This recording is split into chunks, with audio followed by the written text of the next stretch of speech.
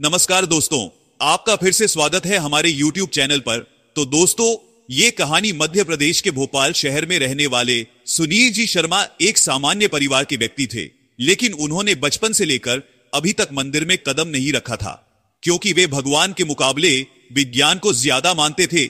उनका कहना था, इस दुनिया में कोई ईश्वरी शक्ति नहीं होती, यह संसार विज्ञान के बलबूते पर चलता है। जबकि उनका पूरा परिवार पंडित था और मंदिर संभालने का काम करता था। उनके पिता का कहना था कि एक ब्राह्मण के घर में मुसलमान का जन्म हुआ है, यह हिंदू भगवान को मानता ही नहीं है। आखिर इसकी बुद्धि ऐसी क्यों है? सुनील जी हमेशा कर्म पर विश्वास रखते थे। उनका कहना था कि अगर इंसान के कर्म अच्छे हैं तो कोई भी भगवान उसका बुरा नहीं कर सकते, और अगर इंसान के कर्म ही बुरे हैं तो चाहकर भी वह बड़ा इंसान नहीं बन सकता। इंसान को भगवान ने मानने की बजाय अपने कर्म पर विश्वास रखना चाहिए, क्योंकि कर्म एक दिन लौटकर जरूर आता है।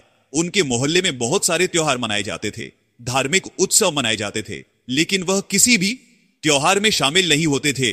उनका उद्देश्य बस एक बड़ा एसपी ऑफिसर बनना था। लेकिन उनके पिता कहते थे, तुम अगर जिंदगी में कुछ बड़ा करना चाहते हो तो तुम मेहनत करो, बहुत अच्छी बात है, लेकिन तुम्हें भगवान के आशीर्वाद की बहुत जरूरत पड़ेगी। अगर इस तरह से तुम उनसे नफरत करोगे तो जिंदगी में तुम कभी आगे नहीं बढ़ पाओगे। लेकिन सुनील जी का कहना था, मैं भगवान में नहीं मानता और ना ही किसी दिव्य शक्ति में मानता हूं, मैं केवल अपने कर्मों पर विश्वास रखता हूं। मैं भगवान के एहसान से नहीं बल्कि अपनी मेहनत से एक बड़ा ऑफिसर बनकर दिखाऊंगा। सुनील जी पढ़ाई लिखाई में बहुत अच्छे थे, वह हमेशा अव्वल आया करते थे, लेकिन जब वह किसी के पैर छूते थे वह लोग उन्हें आशीर्वाद देते थे कि भगवान तुम्हें खुश रखे, तो वह बहुत ज्यादा चिढ़ जाया करते थे, क्योंकि उनका ऐसा कहना था कि हमारी खुशी हमारे हाथ में होती है। अगर हम चाहे तो हम खुश रह सकते हैं, वरना दुखी रहने की तो हजारों वजह है। भगवान हमें खुश रखे यह जरूरी नहीं, ऐसा कहकर वह सामने वाले को बेमतलब का जवाब दे देते थे, जिस वजह से अक्सर उनका मजाक भी बनाया जाता था और उनकी वजह से उनके माता पिता को भी बहुत ज्यादा सुनना पड़ता था। उनकी विचारधारा बहुत अलग थी। सुबह के समय जब उनके पिता अपने घर में भगवान की पूजा करते थे तो वे बहुत ज्यादा गुस्से में अपने पिता के ऊपर ही जाते थे। उनका ऐसा मानना था, इंसान को अपना समय बर्बाद नहीं करना चाहिए, यह पूजा वगैरह करके आप अपने समय को बर्बाद करते हैं। पूजा करने के बजाय तुम्हें इस समय का उपयोग अच्छे कर्म करने में, कोई मेहनत का काम करने में लगाना चाहिए, जिससे तुम्हें RS2 का फायदा तो होगा। सुनील जी के पिता को उनकी यह सोच बहुत हैरान करती थी। उन्हें डर था कि आगे जाकर उनके बेटे का क्या होगा, क्योंकि उनकी तो भगवान में बिल्कुल भी आस्था नहीं थी। यहां तक कि गली में कोई साधु संत भीख मांगने आ जाया करते थे तो सुनील जी उन्हें भी भला बुरा कहकर भगा दिया करते थे कि तुम मेहनत करो, भगवान के नाम पर भीख मांगोगे तो वह ऊपर वाला भगवान भी आकर तुम्हें कुछ नहीं देगा, लेकिन खुद के दम पर मेहनत करोगे तो समाज में नाम भी बनेगा और अपने हक की रोटी तुम प्राप्त कर पाओगे। उनकी विचारधारा बाकी लोगों से एकदम अलग थी। समय के साथ उन्होंने अपने उद्देश्य को पूरा करने के लिए बहुत मेहनत करी, रात दिन एक करके पढ़ाई लिखाई की और दिल्ली में UPSC की तैयारी के लिए चले गए। उनके पिता को बहुत ज्यादा चिंता थी कि आखिर सुनील का क्या होगा। जब सुनील जी दिल्ली पहुंचे तो वहां पर वह जिस लड़के के साथ रूम शेयर कर रहे थे वह भगवान का बहुत बड़ा भक्त था। उसने अपने हिस्से में भगवान के बहुत सारे पोस्टर लगा रखे थे, और जब सुनील जी ने कमरे में एंट्री मारी तो उस रूम को मंदिर के समान देखकर उन्हें बहुत ज्यादा चिढ़ाई। उन्होंने उस लड़के से कहा कि अगर तुम मेरे साथ रहना चाहते हो तो तुम्हें भगवान के सारे पोस्टर हटाने होंगे, क्योंकि मैं भगवान से ज्यादा विज्ञान में यकीन करता हूं। मुझे इस तरह की किसी बातों पर कोई यकीन नहीं है। अगर तुम UPSSC की परीक्षा पास करना चाहते हो तो तुम्हें खुद मेहनत करनी होगी, दिल लगाकर पढ़ाई करनी होगी। भगवान के आशीर्वाद से तुम पास नहीं होंगे। लेकिन उस लड़के का कहना था कि हम रात दिन मेहनत करें, यह हमारे हाथ में है, यह हमारा कर्म है, लेकिन भगवान का आशीर्वाद ही हमें सकारात्मकता है और जिंदगी में मुसीबतों से लड़ने की प्रेरणा देता है। अगर तुम्हें मेरे साथ नहीं रहना तो तुम रूम दूसरा देख लो, लेकिन भगवान के पोस्टर मैं नहीं हटाऊं। जिसके बाद सुनील जी के पास कोई ऑप्शन नहीं था, इसलिए उन्होंने उसी कमरे में रहना स्वीकार कर लिया। रोजाना सुबह के समय उनका वह दोस्त भगवान की पूजा करता था और स्नान करने के बाद ही, पूजा करने के बाद ही वह पढ़ाई लिखाई में लगता था। इधर सुनील जी रात दिन एक करके पढ़ाई कर रहे थे, क्योंकि उन्हें किसी भी हाल में UPSC क्लियर करनी थी। अब जब 1 साल बाद UPSC का रिजल्ट आया तो उन्हें पूरे देश में बहुत अच्छी रैंक हासिल हुई और उनका जो मित्र रात दिन पूजा पाठ किया करता था उसका यूपीएसएससी में सिलेक्शन नहीं हो पाया। यह रिजल्ट देखकर उनका मन पूरी तरह से खिल गया और उन्होंने पहला फोन अपने पिता को लगाया कि मैं यूपीएससी की परीक्षा पास कर चुका हूं। यह समाचार सुनकर सबको हैरानी हुई क्योंकि सुनील जी एक नास्तिक व्यक्ति थे और उन्होंने इतना बड़ा मुकाम हासिल किया था। उन्होंने अपने साथी रूममेट को भी समझाया कि देख लिया, भगवान की भक्ति करने से कुछ नहीं होता, हमें अपनी मेहनत पर विश्वास रखना चाहिए ना कि भगवान पर। हमारी मेहनत हमें एक दिन सफलता तक पहुंचाती है, भगवान नहीं। जिसके बाद अपनी रैंक के आधार पर सुनील जी को एक एसपी ऑफिसर का पद प्राप्त हुआ और उनकी ड्यूटी मध्य प्रदेश के भोपाल शहर में ही लग गई। जब वह अपने मोहल्ले में वर्दी पहनकर जाते थे, पुलिस की गाड़ी लेकर जाते थे, तो उनका रुतबा और उनकी पावर देखकर अच्छे अच्छे लोगों के पसीने जाते थे। उनके माता को वे बचपन में ही खो चुके थे, छूट, लेकिन उनके पिता को उनकी इस जीत पर बहुत बड़ा गर्व था। लेकिन आशा थी कि उनका बेटा भी एक दिन आस्तिक जरूर बन जाएगा। लेकिन वह कौन सी घटना उनकी जिंदगी में होने वाली थी जो एक नास्तिक इंसान को भी आस्तिक बना देगी, यह तो तुम्हें वीडियो अंत तक देखने के बाद ही पता चलेगा। सुनील जी जब एसपी ऑफिसर बने तो वहीं पर कई सारे अपराध रुक गए। उन्होंने निष्पक्षता पूर्वक कार्य किया। वह ना तो किसी धर्म के सहयोगी थे और ना ही किसी धर्म के विरोधी। सर्वधर्म को उन्होंने एक नजर से देखा और धर्म की अपेक्षा इंसानियत को आगे रखकर अपने हर उद्देश्य का पालन सच्ची ईमानदारी और निष्ठा के साथ किया। तब तक भी वे मेहनत पर विश्वास रखते थे, भगवान पर नहीं। लेकिन आगे उनकी जिंदगी में एक ऐसी घटना हुई जिसके बाद उनके रोंगटे खड़े हो गए। लेकिन जब प्रयागराज में महाकुंभ का आयोजन होने वाला था तो देश दुनिया से सैकड़ों पुलिस वालों का बंदोबस्त किया गया, जिसमें उच्च निम्न अधिकारी सभी शामिल थे। चूंकि भोपाल में सुनील जी शर्मा का रिकॉर्ड बहुत अच्छा था, ऐसे में उन्हें भी महाकुंभ में अपनी ड्यूटी निभाने के लिए बुलाया गया। उन्हें मुख्य रूप से भीड़ को नियंत्रित करने का और व्यवस्था बनाए रखने का कार्य सौंपा गया था। लेकिन सुनील जी इस प्रकार के किसी भी महाकुंभ में विश्वास ही नहीं रखते थे। उनका ऐसा कहना था, इस तरह के महाकुंभ में लाखों करोड़ रुपए व्यर्थ करने की बजाय अगर गरीब बच्चों की स्कूलिंग और बेघर लोगों को घर दिया जाए तो उनका जीवन आसान बनाया जा सकता है। वे बहुत अलग सोच रखते थे, लेकिन अपनी ड्यूटी के कारण उन्हें महाकुंभ में जाना ही पड़ा। लेकिन वहां पर एक बहुत बड़ी घटना उनका इंतजार कर रही थी। महाकुंभ में मौजूद सैकड़ों पुलिस वालों को आसपास हो रही सभी गतिविधियों पर नजर रखना था, क्योंकि वहां पर ढेर सारे साधु संत आए हुए थे, कई सारे लोग आए हुए थे और उन सभी की परख करने के लिए एआई यानी आर्टिफिशियल इंटेलिजेंस का भी इस्तेमाल किया जा रहा था। महाकुंभ के इस मेले में हर इंसान के चेहरे की परख की जा रही थी। उसके चेहरे को स्कैन किया जा रहा था ताकि कोई भी गुम ना हो और परिजन एक दूसरे के करीब रहे और गुम हो जाने पर आसानी से मिल सके। महाकुंभ के इस मेले में कोई आतंकवादी ना घुस जाए, कोई किसी प्रकार का गलत सामान लेकर ना आ जाए, इसके ऊपर भी पूरी नजर रखी जा रही थी। यह महाकुंभ साधु संतों के बिना अधूरा माना जाता है। महाकुंभ की पहचान ही साधु संतों से होती है। यहां पर होने वाले शाही स्नान में सबसे पहला अधिकारी नादा साधुओं का होता है। जब एसपी साहब महाकुंभ में अपनी ड्यूटी बहुत ईमानदारी के साथ कर रहे थे, तब बहुत सारे साधु संत महाकुंभ में आए हुए थे। लोग उनके दीवाने हो रहे थे, उनके साथ सेल्फी खिंचा रहे थे।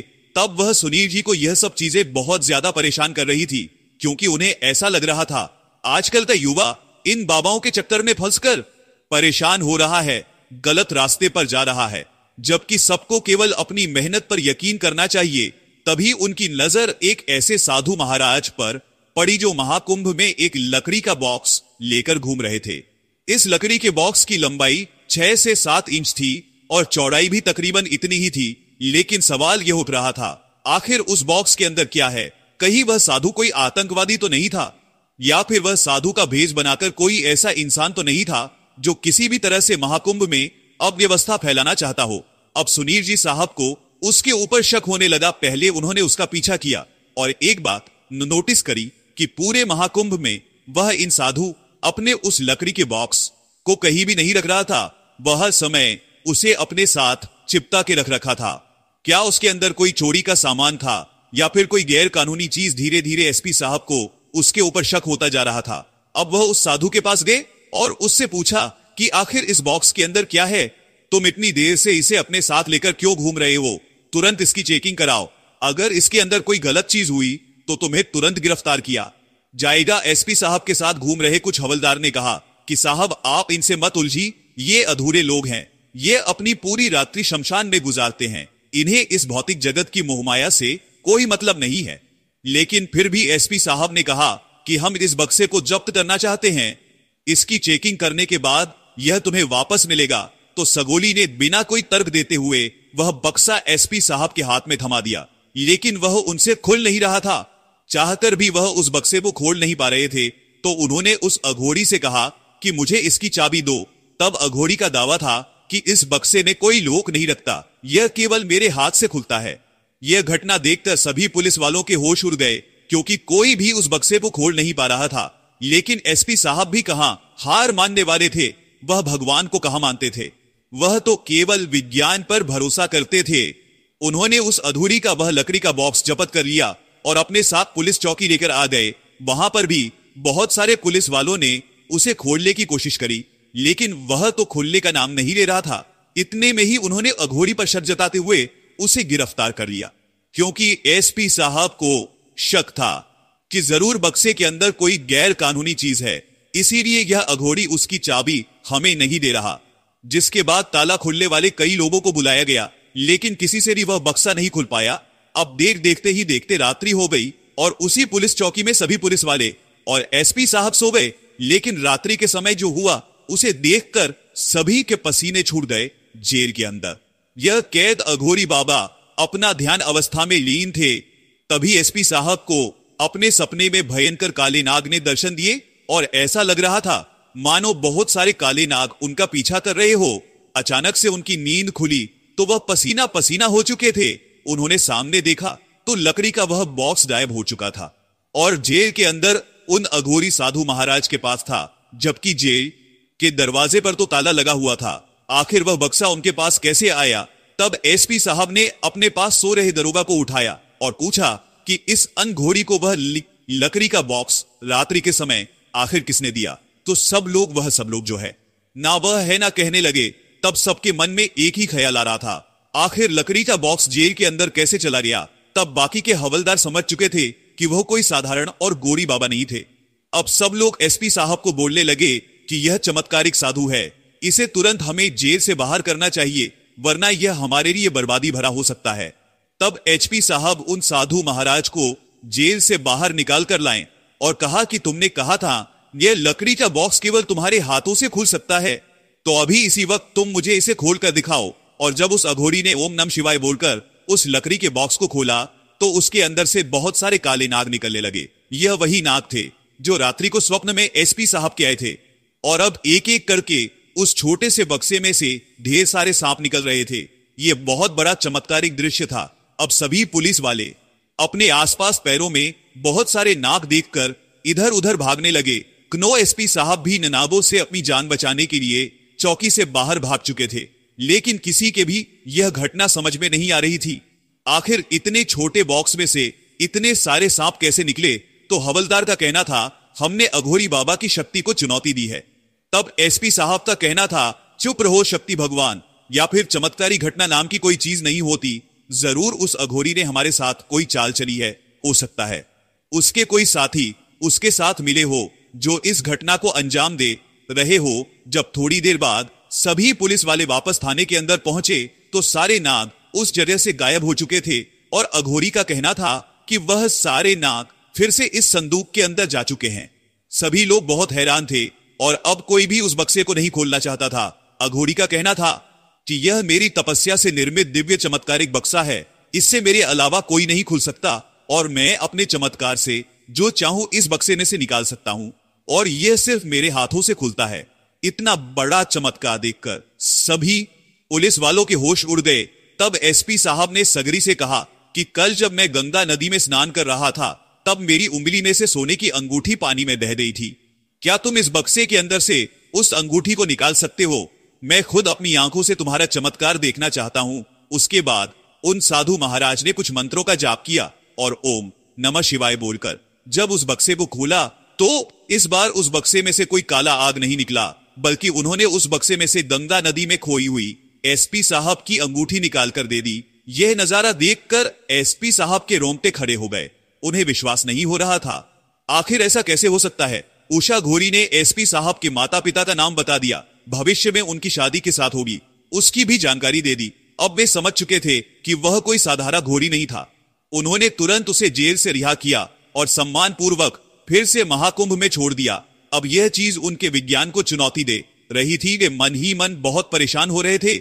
आखिर ऐसा कैसे हो सकता है? उन्हें इस चीज का शाश्वत प्रमाण चाहिए था। जिसके बाद उन्होंने अपनी नास्तिकता को छोड़कर आस्था के साथ पूरे महाकुंभ में विचरण किया, जहां उन्हें कई बड़े बड़े लोग साधु संतों के चरणों में दिखे, जो कि वास्तव में बहुत अमीर थे, बड़ी बड़ी कंपनियों के मालिक थे। लेकिन फिर भी वह साधु संतों के चरणों में पड़े थे, भगवान के सामने झुक रहे थे। तब उन्होंने एक बात महसूस करी कि इंसान भगवान के मंदिर में इसलिए नहीं जाता कि उसकी जिंदगी बदल जाए, उसे ढेर सारा पैसा मिल जाए। वास्तविकता में मंदिर जाने का उद्देश्य सुकून की प्राप्ति है, शांति की प्राप्ति है। क्योंकि जब हमारे पास बहुत सारा पैसा हो जाता है तब भी हमारी चिंताएं बहुत ज्यादा बढ़ जाती है, और जब पैसा नहीं होता तो भी चिंता रहती है। भगवान के मंदिर जाना हमें शांति प्रदान करता है, सकारात्मकता प्रदान करता है, और भगवान का होना या ना होना मायने नहीं रखता। उनके अस्तित्व की वजह से आज गरीब लोग अपना पेट भर रहे हैं। ये भी उनकी ही कृपा है। जिसके बाद उनकी आस्था भगवान में बढ़ने लगी। उन्होंने एक साधु महाराज के पैर छुए और उन साधु महाराज ने एसपी साहब को आशीर्वाद दिया कि भगवान तुम हमेशा खुश रहे। इस बार वह छेड़े नहीं बल्कि मुस्कुरा कर उन्हें धन्यवाद कहा, क्योंकि उनके अंदर बदलाव की शुरुआत हो चुकी थी। वे अपनी नास्तिकता को त्याग कर धीरे धीरे आस्तिक बन रहे थे। यह सब उन साधु महाराज के चमत्कार का असर था। अगर वह उनका सामान जब्त नहीं करते तो आज उनकी जिंदगी में इतना अच्छा परिवर्तन नहीं आता। जब उन्होंने अपने पिता को फोन किया तो फोन की शुरुआत राधे राधे के साथ कही, तब उनके पिताजी को विश्वास नहीं हो रहा था कि उनका नास्तिक बेटा अपने मुंह से भगवान का नाम निकाल रहा है।